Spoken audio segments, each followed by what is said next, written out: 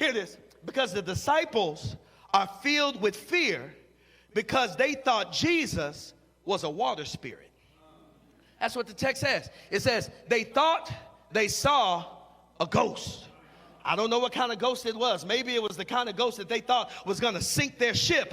But they think they see a ghost and they just give up trying to row. They see a ghost in their minds and they just stop trying to do what Jesus called them to do. But what caught my attention, Reverend Vernon, is that when you read ancient narratives about water walking and ghosts, you readily determine that there is no documentation in the fictional stories or real life accounts of ghosts walking on water. In fact, if they believe in ghosts, that's on them. They can believe in ghosts if they want to believe in ghosts, right? But what's interesting is that there is nothing in the ancient imagination. You can read all of the Greek literature, all of the Jewish literature, all of the Near Eastern literature, and nowhere does it say that ghosts walk on water. In fact, when you look at ancient studies of ghosts, they said the one thing ghosts can't do is engage water. I don't know what ghosts could do, but I know one thing, according to the ancient folk, ghosts can't do, and that is to walk on water. And here they are seeing something on the water, and the first thing they believe is it's a ghost, when they know that the one thing a ghost can't do is walk on water. I wish I could say this the way I feel it, because that is the danger of living with a passive mentality, is that we conjure any reason to give up and talk ourselves out of God's power. You need to remind yourself that ghosts can't do what you're allowing ghosts to scare you out of. I need somebody in church today that can say, I ain't afraid of no ghosts, because I didn't get to where I am because of fear of ghosts. I didn't survive everything I survived because of fear of ghosts. And you need to tell yourself whatever is percolating in your mind right now, that it is not strong enough. It is not an alibi for giving up on God. Can I get somebody in the building today that can say, I'm not going to fear the imaginary. I'm not going to fear the not real and the not there, the non-existent.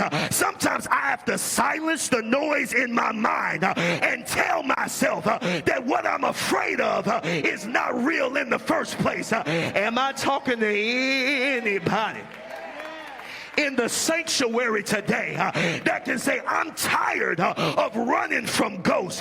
We give up in the middle from stuff we produce in our minds. Your mind can become a permanent factory of fear. You just start inventing reasons not to do it. You start inventing reasons why you're not good enough. You start manufacturing rationale for why you can't be strong and why you don't deserve love and why you can't be everything God has called you to be. But somebody needs to say, I got to get rid of the ghost in my mind. Am I the only one that's ever had some ghosts haunt me to tell me things that were not real, were not true, to tell me that I couldn't be everything that God called me to be? I am not where I am because I surrendered to the ghost. I'm grateful that God has given me the strength to survive ghost sightings. Am I making sense? If I'm not, just say, no, Pastor, you're not making sense. They know ghosts don't walk on water, but they're so tired of doing what they're doing, they just come up with a reason to stop, come up with a reason to retreat, come up with a reason to back down. And we have to guard against inventing and manufacturing reasons for quitting in the middle. Ghosts are those hypothetical variables and unfounded, unreal ideas that scare us away from who God is calling us to be. What ghost are you using as your alibi for giving up? Come on, no. Just do some inventory. What ghosts have you allowed to talk you out of your greatness? and talk you out of what you deserve and talk you out of your relationship with God. Come on, ghost of derailing lies and inevitable failure. I ain't afraid of no ghost. Ghost of relationship paranoia and self-deprecation. I ain't afraid of no ghost. Ghost of imposter syndrome and unworthiness. I'm not afraid of no ghost.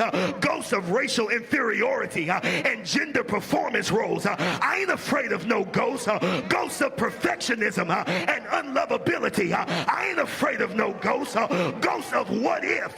Ghost of not now. But I ain't afraid of no ghost. I need somebody to say, when I met Jesus, I stopped believing in ghosts and I learned how to trust in Jesus. I learned how to trust in God. Somebody shout, I ain't afraid of no ghosts. They know ghosts don't walk on water.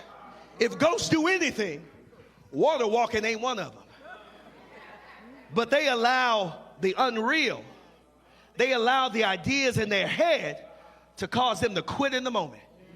Your future is too precious for you to run from some ghosts. I wish there were some Ghostbusters in the church today. Do I have any Ghostbusters? Who you gonna call? Go Ghostbusters, because I know a God that gives me strength in the middle of it. Look here, everybody.